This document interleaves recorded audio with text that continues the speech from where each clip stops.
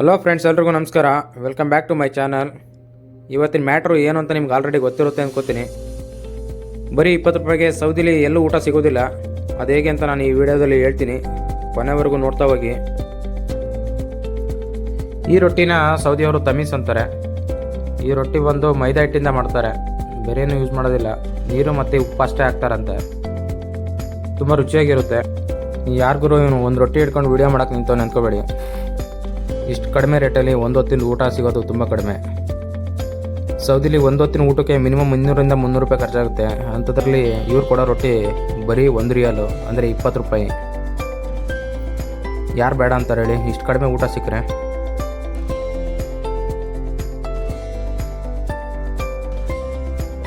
ಈ ರೊಟ್ಟಿಲಿ 2 ಥರ ಇರುತ್ತೆ. ನೀವು ಇಲ್ಲಿ ನೋಡ್ತಾ ಇರೋದು ಸಾದಾ ರೊಟ್ಟಿ. ಸ್ವೀಟ್ ರೊಟ್ಟಿ ಬೇಕಂದ್ರೂ ಮಾಡಿಕೊಡ್ತಾರೆ. ಸ್ವೀಟ್ ರೊಟ್ಟಿ ಅಂದರೆ ಅದಕ್ಕೆ ಸಕ್ಕರೆ ನೀರು ಹಾಕ್ಬಿಟ್ಟು ಒಳಗಡೆ ನೋಡ್ಬೋದು ಅಂತ ಕೇಳಿದಕ್ಕೆ, ಅಯ್ಯೋ ಬನ್ನಿ ಅದಕ್ಕೆ ಯೋಚನೆ ಮಾಡ್ತೀರಾ ಅಂತ ಕರ್ಕೊಂಡೋದ್ರು. ಇದನ್ನು ತಂದೂರಿ ಬಟ್ಟೆಲಿ ಮಾಡ್ತಾರೆ. ತಂದೂರಿ ಬಟ್ಟಿ ನಮ್ಮ ಕಡೆ ಇದ್ಲಲ್ಲಿ ಹಾಕಿ ಮಾಡ್ತಾರೆ, ಇಲ್ಲಿ ಗ್ಯಾಸಲ್ಲೇ ಮಾಡ್ತಾರೆ.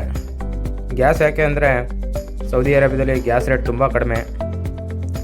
ಇನ್ನೊಂದು ರೀಸನ್ ಏನು ಅಂದರೆ ಇಲ್ಲಿ ಇದ್ಲು ಸಿಗೋಲ್ಲ. ಈ ಥರ ಮರದ ಕಟ್ಟಿಗೆ ಸಿಗುತ್ತೆ, ಆದರೆ ಇದು ತುಂಬ ಕಾಸ್ಟ್ಲಿ. ಇದು 1 kgಗೆ 200 ರೂಪಾಯಿಂದ ಸ್ಟಾರ್ಟ್ ಆಗುತ್ತೆ. ಹಾಗಾಗಿ ಈ ಥರದನ್ನೆಲ್ಲ ತಂದು ರೊಟ್ಟಿ ಮಾಡೋಕ್ಕಾಗತ್ತಾ? ಗ್ಯಾಸಲ್ಲಿ ಮಾಡೋ ವಿಧಾನ ಕೂಡ ನನಗೆ ಇಷ್ಟ ಆಯಿತು. ಯಾಕೆ ಅಂತೀರಾ?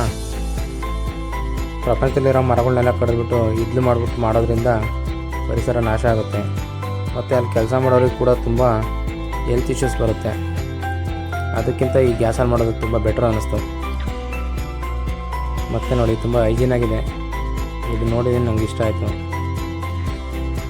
ಸೌದಿಯಲ್ಲಿ 20 ರೂಪಾಯಿಗೆ ಊಟ ಸಿಗೋದು ತುಂಬ ಕಡಿಮೆ. ಈ ರೊಟ್ಟಿ ಬಂದು ಕೇವಲ 1 ರಿಯಾಲು, ಅಂದರೆ 20 ರೂಪಾಯಿ. ಇಷ್ಟು ಚೀಪ ಸಿಕ್ಕರೆ ಊಟ ಮಾಡ್ಬೋದಲ್ವಾ ಹೊಟ್ಟೆ ತುಂಬ.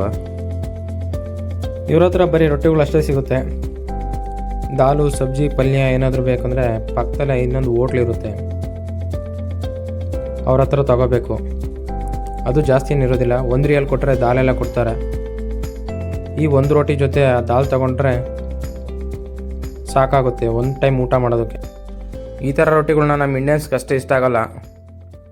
ಸುಡಾನ್ಗಳು, ಪಾಕಿಸ್ತಾನದವರು, ಬಾಂಗ್ಲಾದೇಶಿಗಳು ಮತ್ತು ಸೌದಿ ಜನ ಕೂಡ ಇಷ್ಟಪಟ್ಟು ತಿಂತಾರೆ. ಈ ರೊಟ್ಟಿಗಳು ನಮ್ಮ ಕಡೆ ಮಾಡೋ ಚಪಾತಿ ಥರ ಇರೋದೇ ಇಲ್ಲ. ಒಂದು ಮೂರು ಅಂತ ಹೇಳೋಕ್ಕೆ ಸಾಧ್ಯನೇ ಇಲ್ಲ.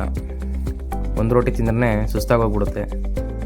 ಇಲ್ಲಿ ನೋಡಿ, ಈ ಉಂಡೆ ನೋಡಿದ್ರೆ ನಿಮಗೆ ಗೊತ್ತಾಗುತ್ತೆ ಅನಿಸುತ್ತೆ ರೊಟ್ಟಿ ಎಷ್ಟಪ್ಪ ಇರಬೇಡ ಅಂತ. ನೋಡಿ ಎಷ್ಟು ದಪ್ಪ ಇದೆ. ಈ ರೊಟ್ಟಿ ತಿನ್ನೋಕ್ಕೆ ನಿಮ್ಗೆ ಇಷ್ಟ ಇಲ್ಲ ಅಂತಂದರೆ ghee rice, biryani, Afghani rice ಎಲ್ಲ ಸಿಗುತ್ತೆ. ಆದರೆ ಬಜೆಟ್ ಸ್ವಲ್ಪ ಜಾಸ್ತಿ.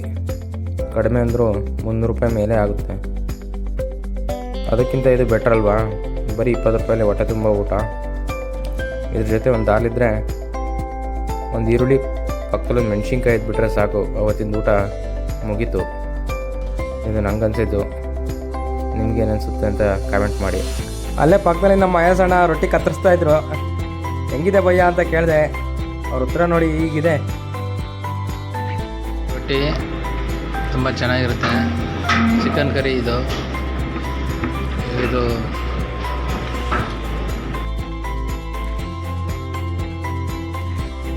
ಕೇಳಿಸ್ಕೊಂಡ್ರಲ್ಲ ಮಹೇಶಣ್ಣವ್ರ ಮಾತಾ. ನೋಡಬೇಡಣ್ಣ, ನಾನು ಪ್ರಯತ್ನ ಮಾಡೇ ಬಿಡುವ ಅಂತ ತಂದೆ. ಆದರೆ ರೊಟ್ಟಿಗೇನಾದರೂ ಮಾತು ಬರ್ತಾ ಇದ್ದಿದ್ರೆ ಈ ಡೈಲಾಗ್ ಹೇಳ್ತಿತ್ತು ಅನಿಸುತ್ತೆ. ಜಾಸ್ತಿ ಪ್ರಯತ್ನ ಮಾಡಬೇಡ ಮಗ. ಜಾಸ್ತಿ ಪ್ರಯತ್ನ ಮಾಡಿದ್ರೆ ಅಲ್ಲಿ ಕೊಟ್ಟ ಡಾಕ್ಟ್ರಿಗೆ ಅಪಾಯಿಂಟ್ಮೆಂಟ್ ತಗೋಬೇಕಾಗತ್ತೆ ನೋಡು ಅಂತ ಹೇಳ್ದಂಗಿತ್ತು ರೊಟ್ಟಿ ಮಾತು. ಯಪ್ಪ ಶಿವನೇ ಬೇಡ ಅಂತ ಹೇಳ್ಬಿಟ್ಟು ಒಂದು ಅರ್ಧ ತಿಂದೆ. ಟೇಸ್ಟ್ ಅಂತೂ ಸಖತ್ತಾಗಿತ್ತು. ಆದರೆ ಇನ್ನೊಂದು ಸಲ ಪಕ್ಕ ಬಿಸಿ ಬಿಸಿ ತಿನ್ನಬೇಕು ಅನ್ನಿಸ್ತು. ಇದನ್ನೆಲ್ಲ ಕೇಳಿ ನಿಮಗೂ ಖುಷಿಯಾಗಿರ್ಬೇಕು ಅಂದ್ಕೋತೀನಿ. ಈ ವಿಡಿಯೋ ನಿಮಗೆ ಇಷ್ಟ ಆಗಿರುತ್ತೆ ಅಂದ್ಕೋತೀನಿ. ಜಾಸ್ತಿ ಕುಯ್ದರೆ ಒಂದು ರೊಟ್ಟಿಗೋಸ್ಕರ 5 ನಿಮಿಷದ ವಿಡಿಯೋ ಮಾಡಿದ್ದಾನೆ ಅಂದ್ಕೋತೀರಾ. ಮುಂದಿನ ವಿಡಿಯೋದಲ್ಲಿ ಸಿಗೋಣ. ಈ ವಿಡಿಯೋ ನಿಮಗೆ ಇಷ್ಟ ಆಗಿರುತ್ತೆ ಅಂತ ತಿಳ್ಕೊತೀನಿ. ಲೈಕು, ಶೇರು, ಕಮೆಂಟ್ ಮಾಡ್ತೀರಾ ಅಂತ ಅಂದ್ಕೋತೀನಿ. ಟಾಟಾ, ಬಾಯ್ ಬಾಯ್.